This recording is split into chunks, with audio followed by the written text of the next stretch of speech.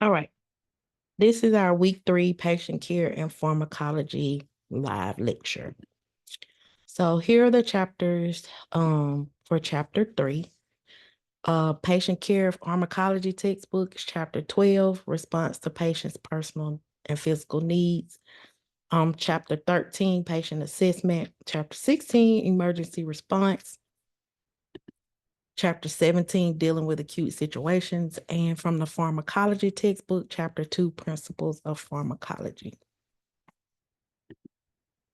So first thing we're going to get into is body positions. This should be a bit of a review for you all, but we review these because there are certain situations and certain conditions that patients may encounter or that may happen with patients that we have to use these different body positions is helpful to whatever their situation or condition is.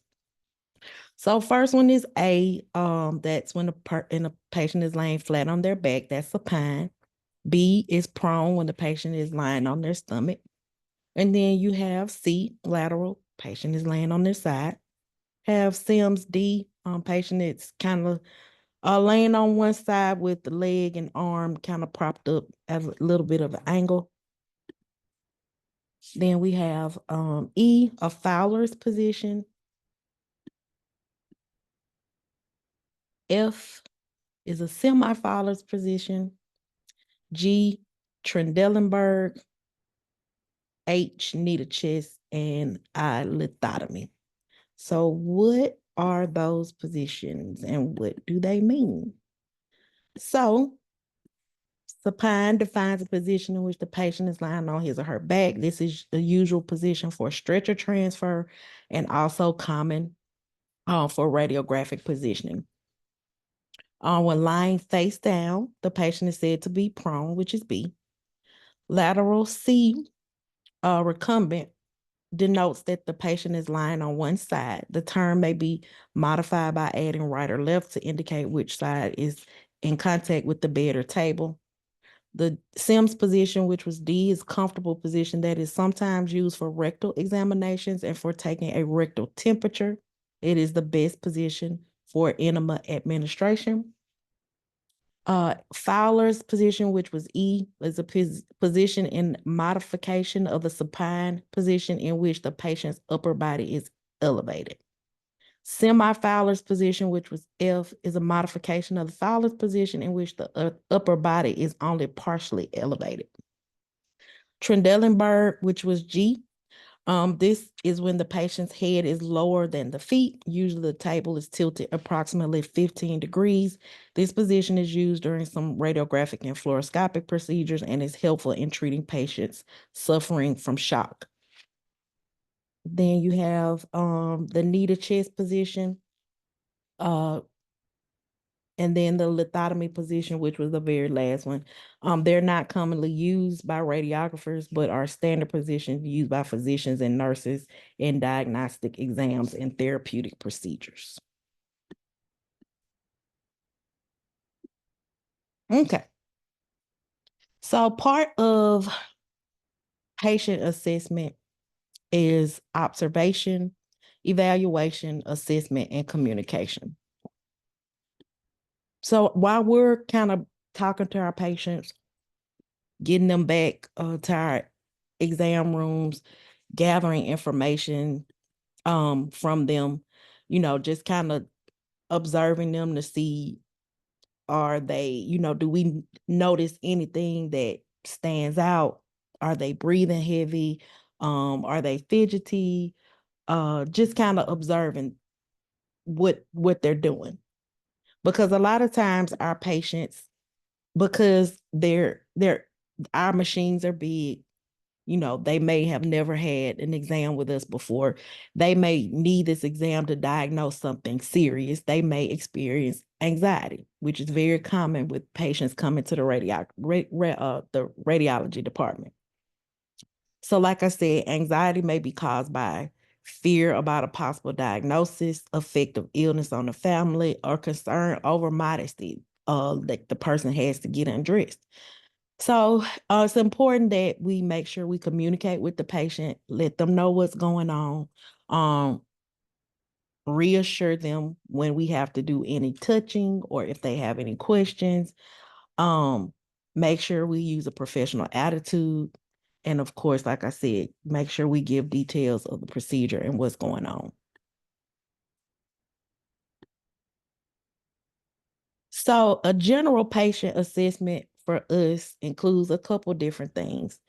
Uh, we do an assessment of the patient's chart a lot of times because we're looking at maybe the order and maybe we're trying to find some more information on what's going on. We talk to the patient to kind of get some information from the patient to see what's going on. But parts of what we do as radiographers and assessment include, like I said, looking into the patient's chart, making sure we confirm the patient's identification. So identify our patients with our two forms of patient identification and verify the procedure that they're going to get. Gather some more information so we can record that so we can help the radiologist out a little bit. Determine or verify the patient's pregnancy status. Assess for factors that may contraindicate our procedures, such as different medications, uh, patient history, insufficient patient prep, or any artifacts.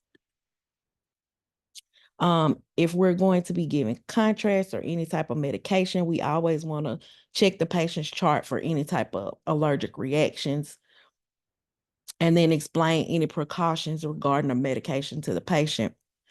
Report a complete account of the allergies to the radiologist. So, most times we just kind of mark off if the patient has allergies and if they have a couple things, we list them. But we really need to make sure that if we're giving contrast, we're checking to see if the patient has an allergy. And if the patient does have an allergy, we need to talk to the radiologist about that. Receives and relays documents, receives, relays, and documents verbal and or telephone orders in the patient's chart where state, statute, or lawful institution policy permits. Really getting away from verbal orders. Most situations and places and facilities now is you have to have an order. You can't take a verbal order. At least the radiography department can. Provide accurate explanation and instruction to the patient. So like I said, making sure we explain to the patient what we're going to do. They may ask you why we're doing it. And then if they have any questions or concerns, make sure we answer those for the patient. Make sure the patient is consented. They understand risk, benefits, and alternatives. Follow up and verify that they have signed off on the consent and they understand what the test is about before they sign the consent. Identify, remove artifact producing objects such as dentures, telemetry units, chest leads, jewelry, or hearing aids. Refers questions about diagnosis, treatment, or prognosis to a licensed independent practitioner. A lot of times we get patients, we take x-rays and they're like, well, what'd you see? Well, technically, we're not allowed to tell them what we see. And then you'll get some patients if you say, well, the radiologist is gonna take a look at it, read it, put a report in your chart, and then your primary care can go over the results with you. But then you'll get patients that push back and they'll be like, well, you've been doing this long enough, you know what you're looking at. But still, at the end of the day, we can't give that patient any information because we're not practitioners. And a patient could say, well, the x-ray tech told me it was nothing wrong with me. And then they go to the doctor and the doctor's like, well, the radiologist read this out as XYZ. So it's important that we just, to be on the safe side, just have the patient refer back to their primary care or whoever ordered the exam and talk to them about results. Provide patient with education, observe our patient, evaluate what they have going on, and then if you see any signs or symptoms of emergency, act on those immediately. And then consult with other departments such as patient transport or anesthesia if the patient has to have other services in our facility. So we get in the room, we're talking to the patient, and we're trying to get a little bit more information from them about what's going on. So part of that information we need to know is a history. So we want to take a history. History is a thoughtful determination of why this particular exam is going to be done. It helps the radiologist focus on interpretation to meet the referring physician's needs. And the process of history taking presents an opportunity for us to give the patient individual attention, build rapport, gain the patient's trust or confidence, which can ultimately determine how much information the patient is going to share with us.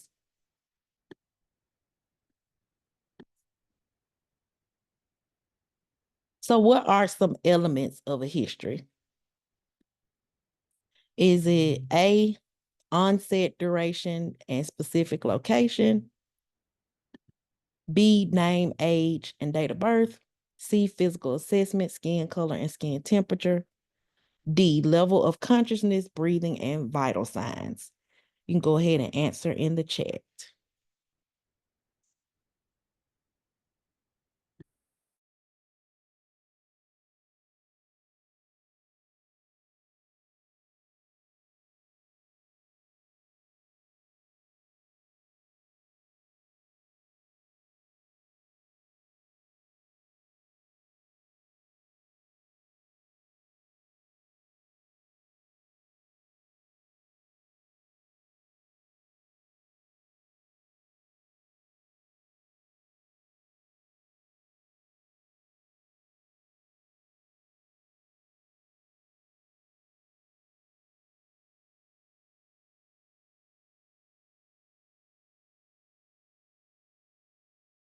Okay, so correct answer is going to be A, onset, duration, and specific location.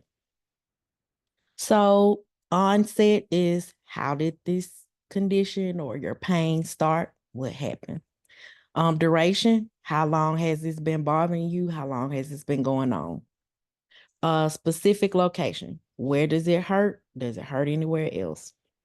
Quality of pain, how severe is it? Is it mild, moderate, or severe?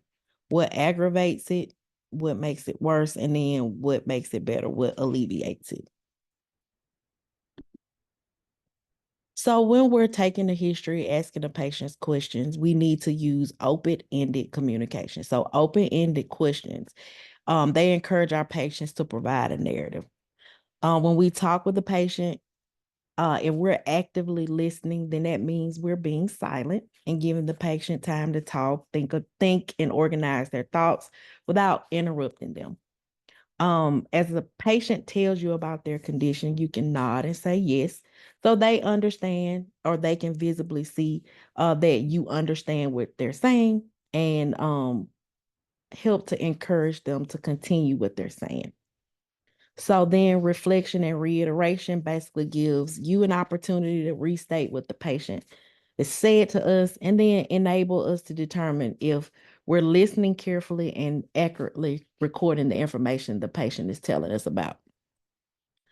You want to use classification or clarification and probing questions to elicit more information to the patient. So if you didn't understand something, just kind of elaborate on that.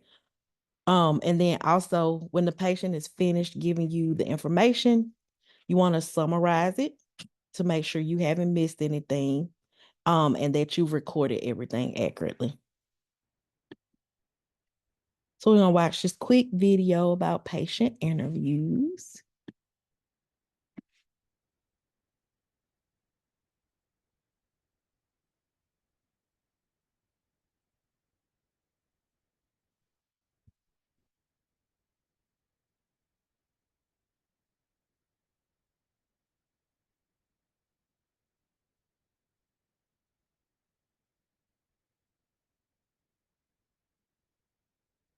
Maya knows how quality care can bring out a smile. When you finish this video, you should be able to describe the role of the RT in taking patient clinical histories, describe the desirable qualities of a good patient interviewer, explain the value of each of the 6 categories of questions used in obtaining patient histories, describe the importance of clarifying the chief complaint, detail the components of each of the sacred 7 elements of a clinical history. Let's look at our first patient. Mr. Smith arrived for his exam at 7:45. Now it is 8:30 and in walks Tech Julie. And Julie's had a bad day and she's running 45 minutes behind schedule. She calls for Mr. Smith and asks him to follow her. Once in the room, she confirms Mr. Smith's ID by asking for his name and birth date. She also asks Mr. Smith to confirm the test that he's having. The only question she asks about his symptoms is whether or not he has reflux. She gives him instructions on how to get dressed and says she's going to finish setting up the room. This is not how to conduct a patient interview. When Mr. Smith leaves his exam, he is feeling very dissatisfied with the care he received. One negative experience like this can have a large impact on the perception of the hospital in the community, as word of it will spread quickly. Another result of Julie's lack of patient care is that the radiologist does not have a full patient history to refer to when reading the images. It can be difficult to ask all of the necessary questions while the exam is already in progress. There is a better way to interview your patient. This is Ms. Johnson. She has been waiting for her exam for 45 minutes. This is Sam. He's had one disaster after another today, but he's managing to keep a smile on his face. He calls for Ms. Johnson and asks her to follow him. In the hallway, Sam takes a quick second to apologize. An apology can go a long way for making a patient feel cared for. Once in the room, Sam identifies his patient with both her full name and her date of birth. This is very important. He also lets her know that he's going to ask her some questions. Sam begins his interview with an open-ended question. You want to let your patient tell their story. As the interview progresses, Sam begins using probing questions. This will allow him to focus the interview and to get more detail from Ms. Johnson. Facilitating questions encourage the patient to elaborate. Sam continues to use a combination of the probing questions and facilitating questions in order to make sure that he has identified all of the sacred 7 elements of a clinical history. Sam even uses silence in order to give his patient time to think. Rewording or repeating a patient's answer allows for clarification of the information. During his interview with Ms. Johnson, Sam makes sure that he has identified her chief complaint, noted the onset and chronology of her symptoms, localized the site of her symptoms, as well as their quality and severity. Sam also takes note of any aggravating or alleviating factors, along with any other symptoms Ms. Johnson is experiencing. Sam wraps up the interview by briefly summarizing his notes to make sure he has an accurate patient history.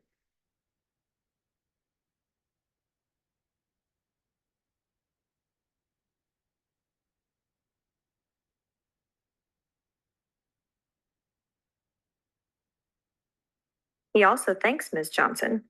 Thank yous go a long way in providing great patient care.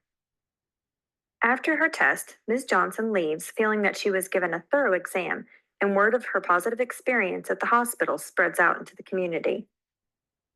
She is confident they will finally figure out what is going on with her. As technologists, we serve as the link between the radiologist and the patient, and we should take this role very seriously. Sam's notes provide a full picture of the problem to the radiologist so that a better diagnosis can be made. Serious conditions may be missed if a radiologist is not aware of all of the symptoms. During his interview, Sam used 6 types of questions: open-ended, facilitation, silence, probing, repetition, and summarization. The sacred 7 are the localization, chronology, quality, severity, onset of symptoms, aggravating or alleviating factors, and associated manifestations. Okay. So that it just kind of gives you a better understanding of um how to talk to our patients, how to get information from our patients. But also they made a valid point that if patients have bad experiences, then that's gonna spread word of mouth. And then in today's uh world, we have social media. So not and patients have different platforms that they can go spread, the negative or the bad experience.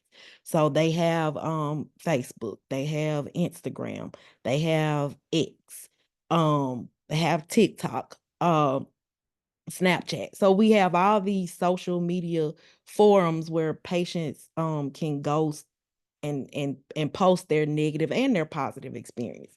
So we just have to be mindful. And then also the hospital may send them a survey asking them how was their experience. So they get a chance to write that experience down, and then that goes back to the hospital. So there are so many ways that patients can kind of tell what happened during their or tell about their experience with radiology. So that's why we want to make sure we're always professional. If we're running late, apologize, explain, do a thorough job explaining what's going on, and just make sure we're always being professional when we're dealing with our patients. So one thing that's important to remember is how we address our patients. So we want to, of course, introduce ourselves, but you want to kind of avoid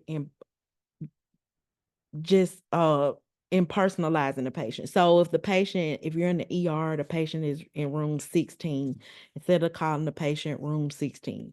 Or if the patient is a certain number in line, you want to always make sure that you use their name rather than an exam number or room number to identify them.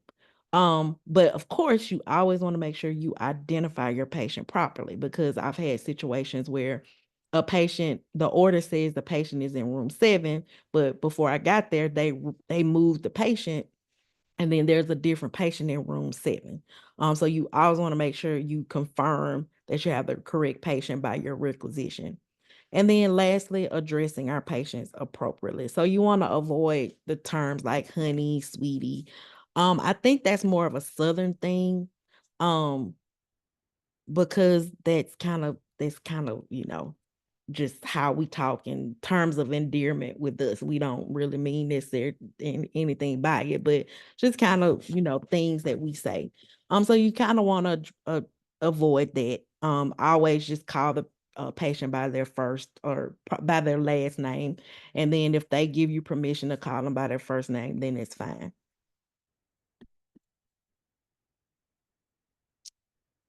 So communication skills, that's part of uh when we communicate with the patient. Not only are we looking at the patient, talking to the patient is talking back to us, and they're looking at us and observing us and how we're acting, how we're talking, how we're listening. So communication skills are not just verbal skills, it's our nonverbal communication, listening, your attitude, how you validate communication, and then also communication when a situation is stressful. So nonverbal communication is your eye contact, your touch, your appearance. Listening skills, which are very important, active listening. It requires more than waiting for your turn to speak. And it's the ability to give the speaker your full attention and focus on what they're saying to you. So verbal is the ability to use language and content that is appropriate for a patient. Your attitude is your nonverbal cues that can kind of communicate how you're feeling. If you've had a bad day, and they touched on that in the video.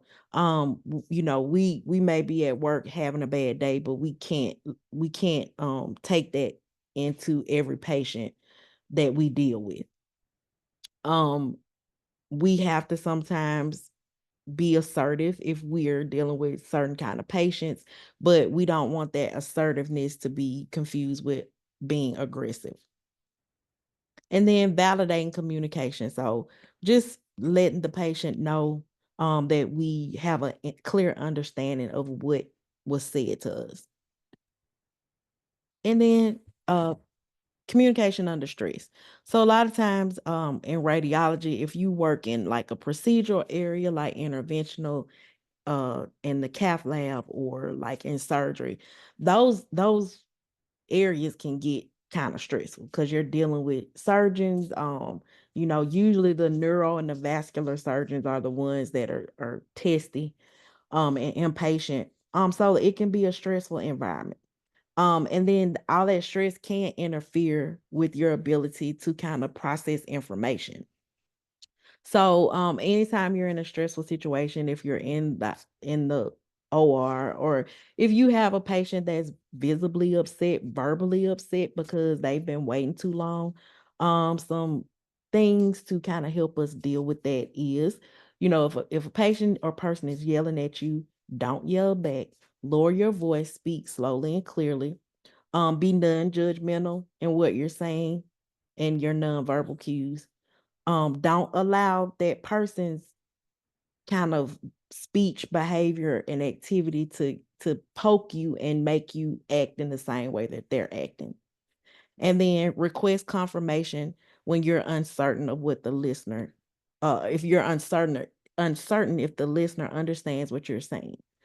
Um, Dealing with patients, customer service can be trying, it can be hard. Um, but it's part of what we do. We interact with patients, so we have to make sure that we remain professional at all times. Let's go watch this short video about communication.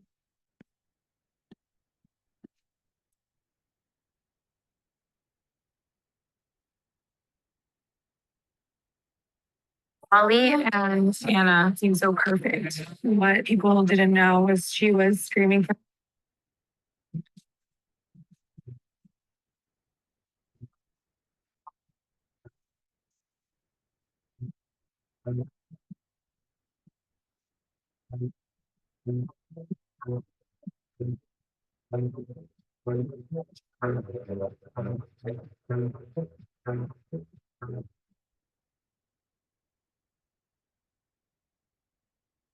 All right, we're gonna get started with your abdomen picture. I gotta palpate you for a second. Palpate? I haven't been palpated in years.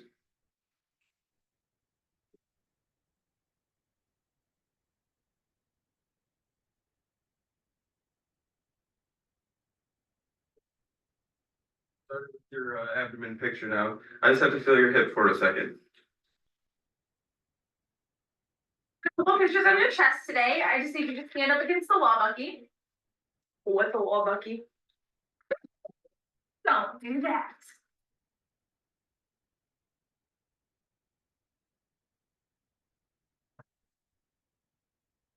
Today, I just need you to put your chest up against this wall over here. Okay, where you're gonna reach your arms around. So we're gonna invert your leg 10 to 15 degrees for our Mortise view. What?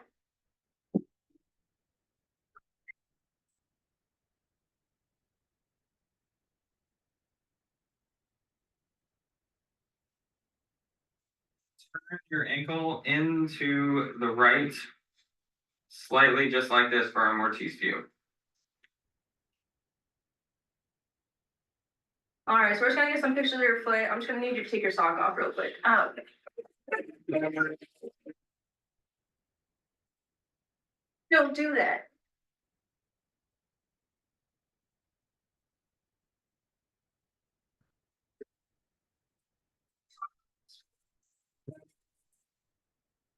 Turn your knee up and perfect. Hold still. Okay, so because you're 17, I do have to ask, is there any chance of pregnancy? I mean, I took the test. Okay. Oh, Rena's patient's pregnant. Last one. I think she's doing like a skull exam or something, or like a C-spine. Huh. All right. I can't get this. I'm gonna ask one of my coworkers for help, okay? Okay. Wait, Brittany, I can't get this open now. Can you help me with it? Yeah, okay, thank you. Hi, my name is Brittany. I'm gonna be helping Rena. Since you're pregnant, we're gonna cover you up. Wait, I'm pregnant? That's what your chart says. Don't do that.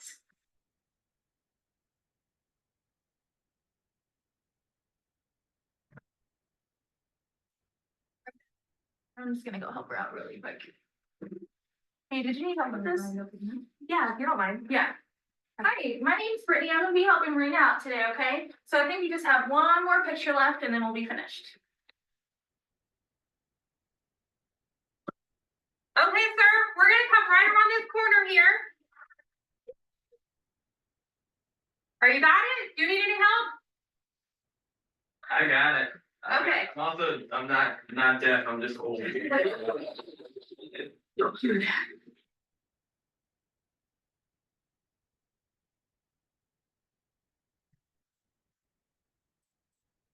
On the corner here.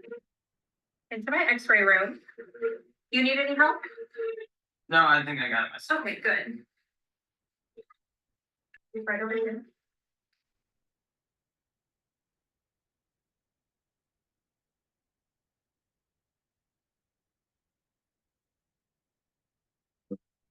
Hi, my name is Jeremiah. We're gonna take you for your x-rays now. So all we gotta do is we're just gonna roll you onto this stretcher here. Don't stress me. Don't do that.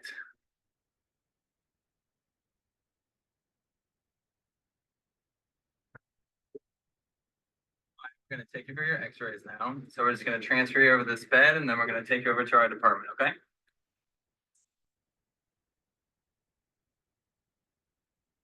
Let's get this on real quick.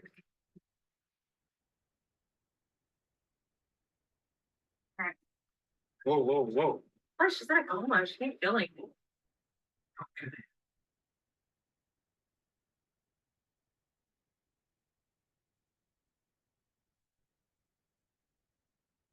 X-ray. We're gonna get this x-ray really quick. We're gonna get this board under you and we'll be on our way. I'm ready. All right. So that's a good reminder of some different encounters that we have or different things we may experience in our department to help us, kind of communicate a little bit better. Let's see.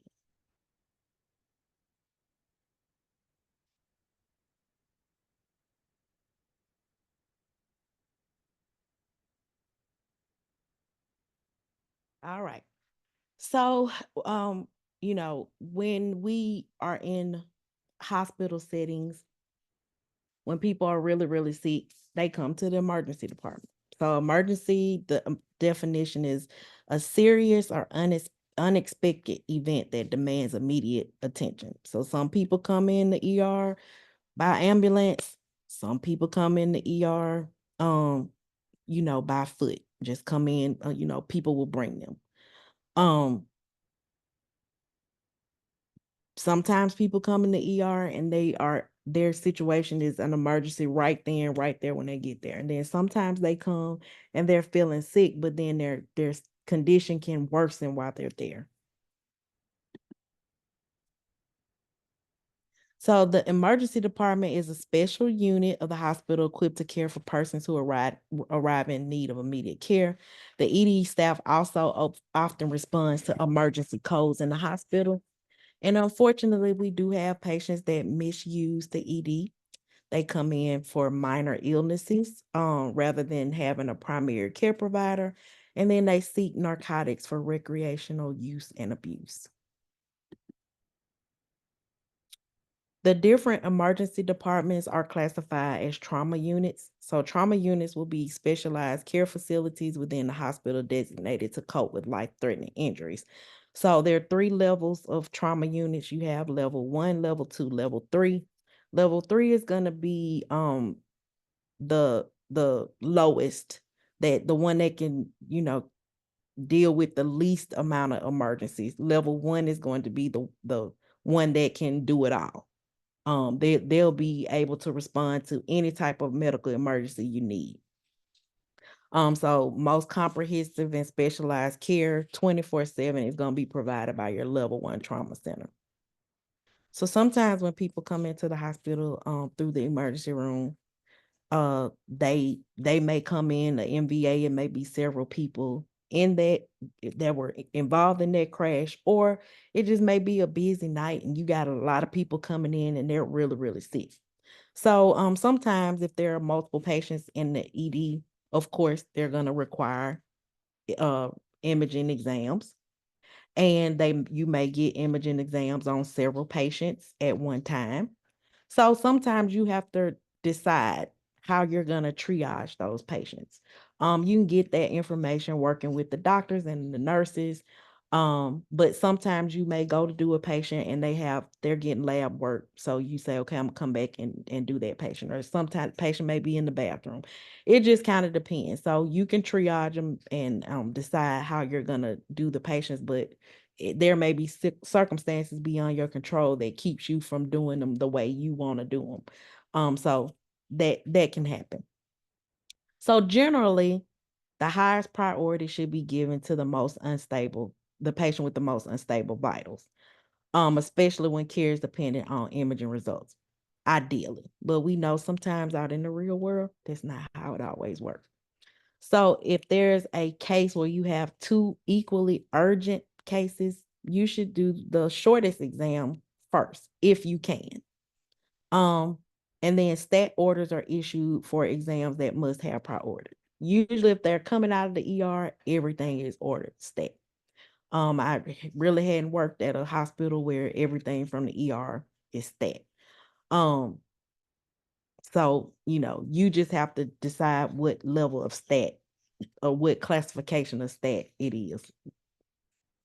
So our role in an emergency department or in a trauma situation, we're going to be the ones taking the x-ray. So we're going to be running the x-ray equipment. We may be running the CT scanner. Or we may be bringing our portable bedside and getting our images there. So it's still important to assess our patients in an emergency situation. Maybe a little bit harder than it is when we have ambulatory patients.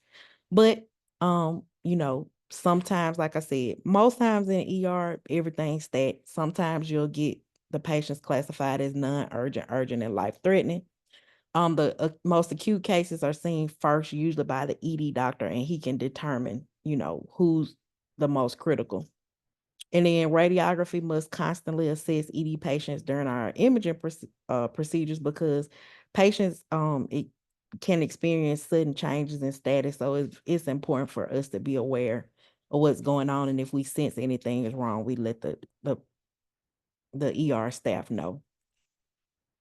So some tips for trauma radiography: you want to obtain as much information as you can, prepare your equipment, assist the trauma team as much as possible in assessing the patient by providing extra set of hands if you can. If you can be helpful, it helps them.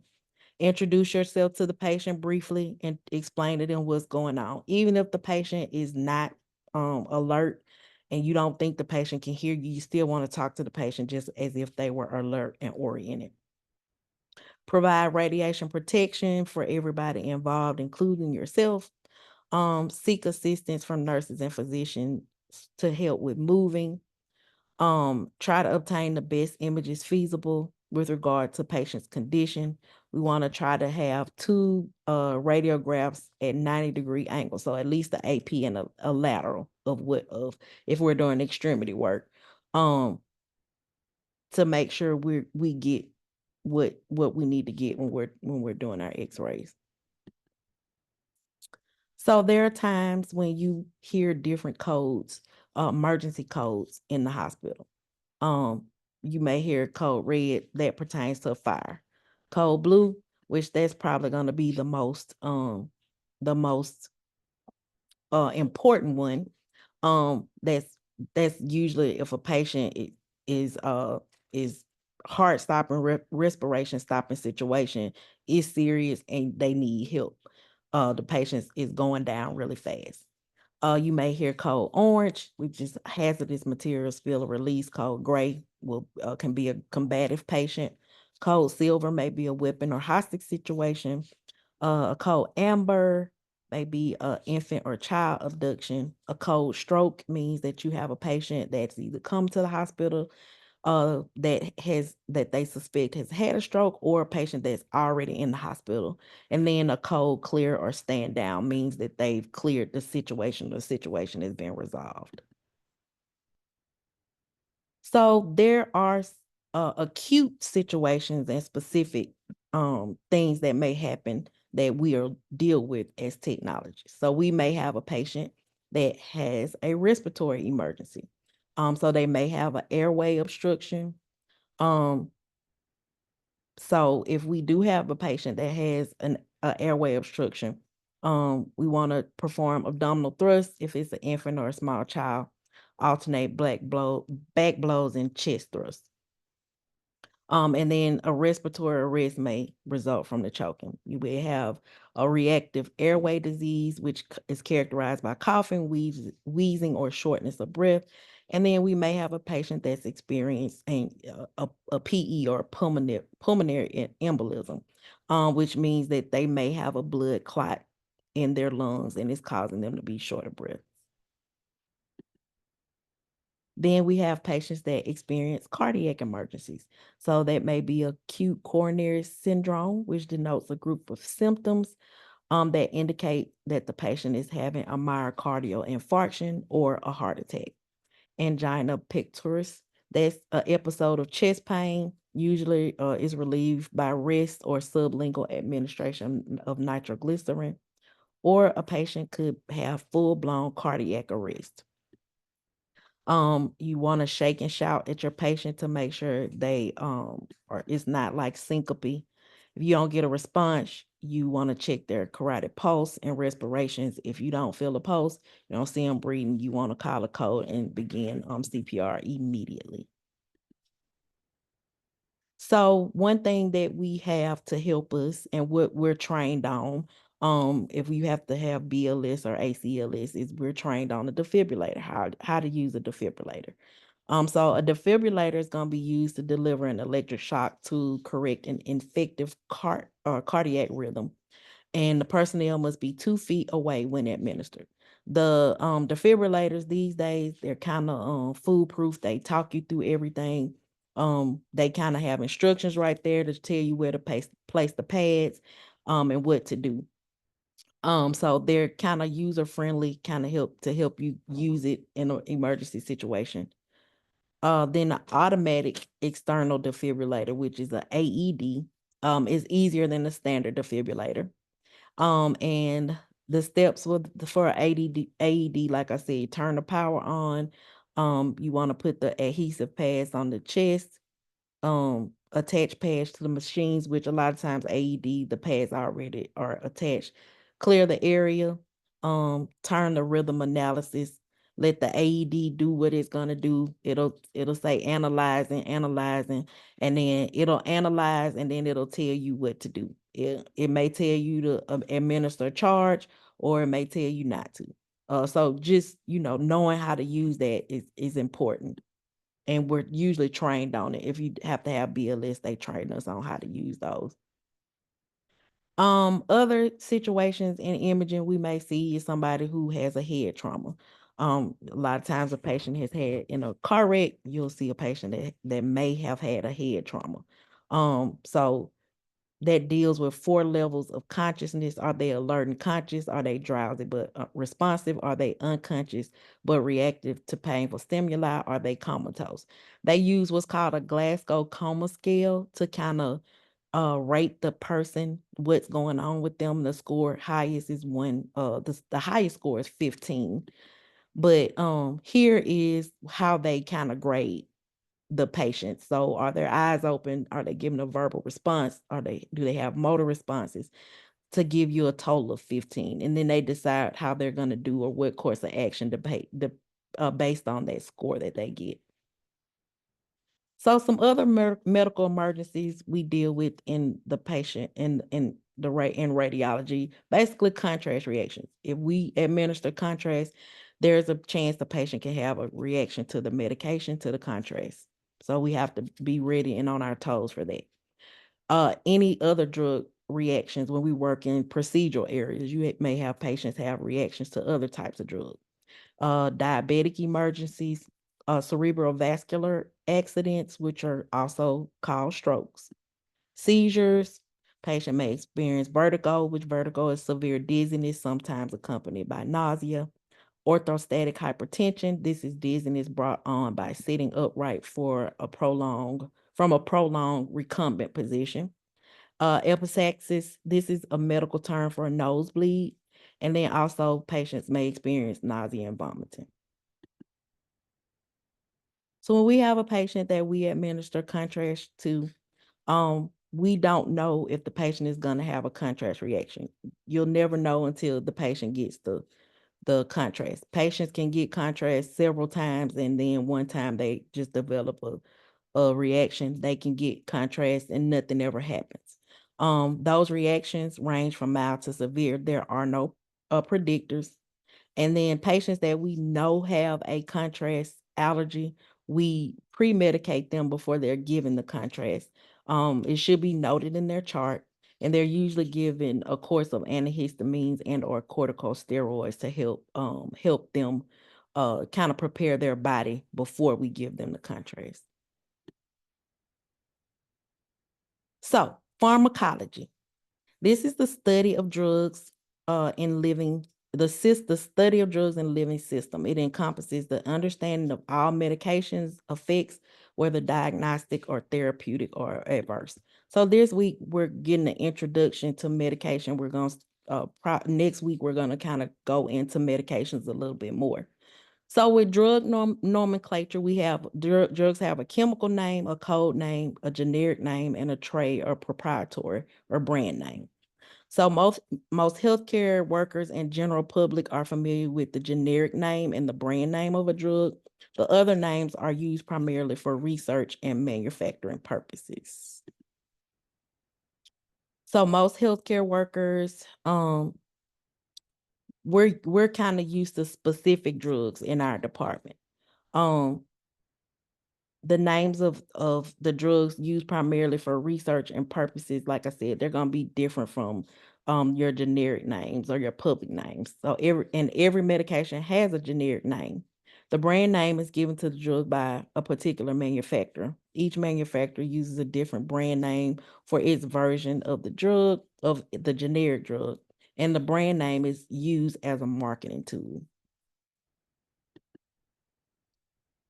So legend drugs, these are medications that require prescription.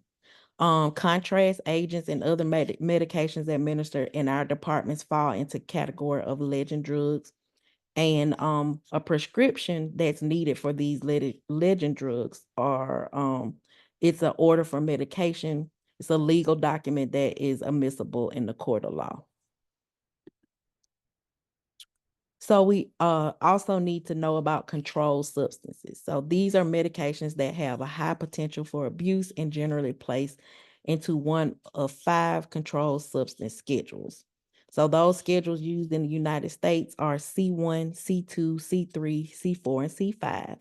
The C stands for controlled substance, and the Roman numeral describes the potential for abuse. The lower the Roman numeral, the greater the potential for abuse. And I know in the in the patient care or pharmacology book in chapter 2, they have like a table with kind of C1 drugs, C1, C2, they list them all out. They give you kind of examples of what those drugs are. So I would look at that table just to kind of review and be familiar with that. So Schedule C1 drugs are illegal for patient use in the United States. Some examples of those drugs are heroin, opium, and marijuana. Schedule C2 drugs are legal for prescription use in patients and have the highest potential for abuse. So some examples of those drugs are morphine, fentanyl, and oxycodone. Schedule C3, C4, C5 drugs are also legal for prescription use. Although these medications have high potential for abuse, they are less addictive than the C1 and the C2 drugs. That's all I have for you guys tonight. Here is your week 3 study guide. Give you guys a minute to kind of look at that. Does anybody have any questions before we close tonight?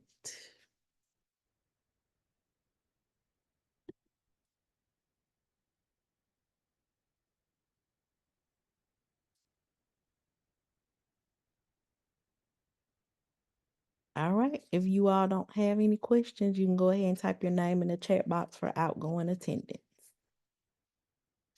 Thanks, everybody. Y'all have a good night.